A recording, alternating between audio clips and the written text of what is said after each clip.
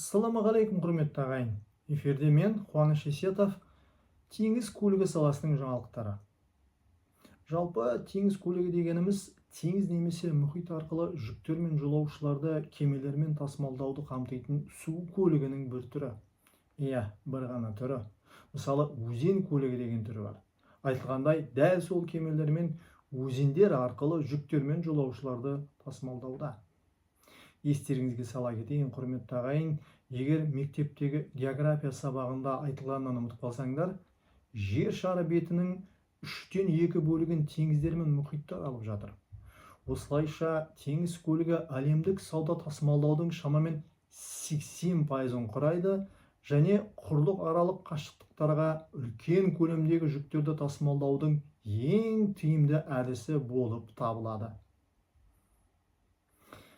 Теңіз көлігі дегенімізде бірінші болып ақылымызға келетін жағадағы порт, биік крандар келген кемелерден жүк түсіруде, бара жатырған кемелерге жүк тиеуде, арнайы причалға тақалып тұрған паромдан темір жол вагондар және автокөліктер шығуда. Сәл ілгерде орналасқан мұнай немесе мұнай өнімдер қоймасынан танкерге мұнай және өнімдер құйылуда. Онан соң құрғақ жүк кемелер, танкерлер осы жүктің бәрін басқа портқа, осы жүктердің бәрін күтіп отырған жүк алушыға жеткізуде. Еліміздің порттар тақырыбын сәл шетке қоя тұрайық.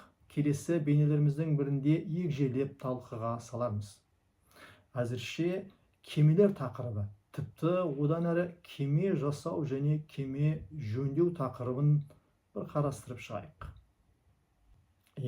Қазіргі таңда елімізде Орал қаласында орналасқан Зенит кеме жасау, Құрық кентінде орналасқан Ерсай кеме жасау өндірістік кәсіпорындар өз қызметін атқаруда.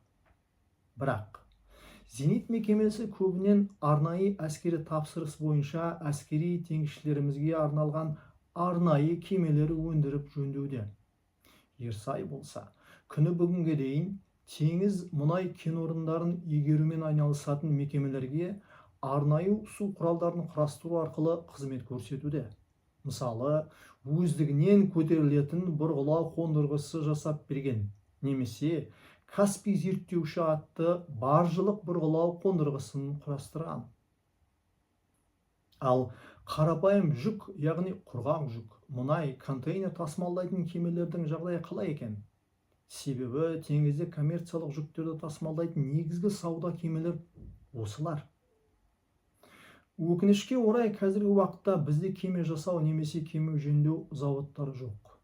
Біздің барлық құрғақ жүк, контейнер тасымалдайтын кемелеріміз және танкерлеріміз шетелде жасалған және қажет болса шетелде күрделі жөндеуден өтуде. Бірақ егер біз теңіз сауда көлігі саласын дамытамыз десек, экспорт және транзит қабілетімізді арттырғымыз келсе, ерте ме кеш пе еліміздің кеме жасау және кеме жөндеу зауыттарымызды салуымыз қажет болады. Бұған амал жоқ. Маусым айының 22-23 аралығында мемлекет басшысы Қасым-Жомарт Тоқаев Европа одағының ресми әкімшілік астанасы Брюссель қаласына сапарымен барған еді. Европалық одақ көшбасшылығымен, яғни Еврокомиссия басшысы Урсула фон дер Ляйен Еуроодақ президенті Антонио Коштамен кездесті. Сапар барысында шамамен 12 миллиард еуроға бағаланған инвестициялық келісімдер мен келісім шарттарға қол қойылған. Бұл Европаның еліміздің негізгі сауда серіктестігі ретінде мәртебесін тағы бір мәрте растады. Дәстүрлі еліміздің шикізат жеткізуден тыс, Қазақстан мен Еуропа ауыл шаруашылығы, сертификаттау және стандарттау және ерекше назар аударайық, құрметті ағайын, кеме жасау және жөндеу салаларындағы серіктестікті тереңдетуге ұмтылысын білдірді.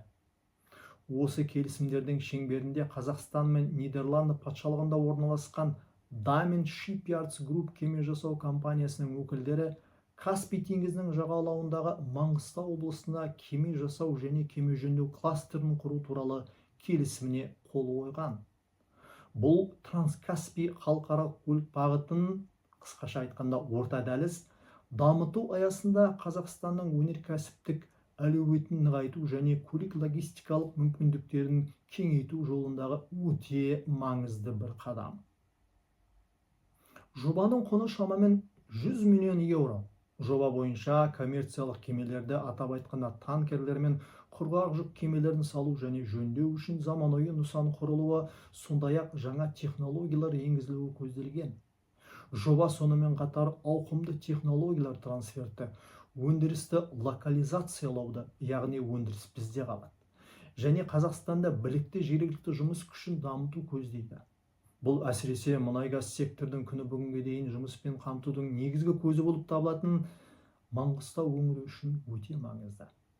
Және тек осы ғана емес. Маусым айының енді бір ақпарат, түркиялық YDA Group компаниялары тобының басшылары Ақтау қаласына келіп, Маңғыстау облысының әкімі Нұрдәулет Қилыбай мен өңірде кеме жасау және кеме жөндеу зауытын салу мәселесін талқыға салған екен. Компанияның жоспары шамамен 200 миллион ақш долларының құрайтын қомақты инвестиция тартуды көздейді.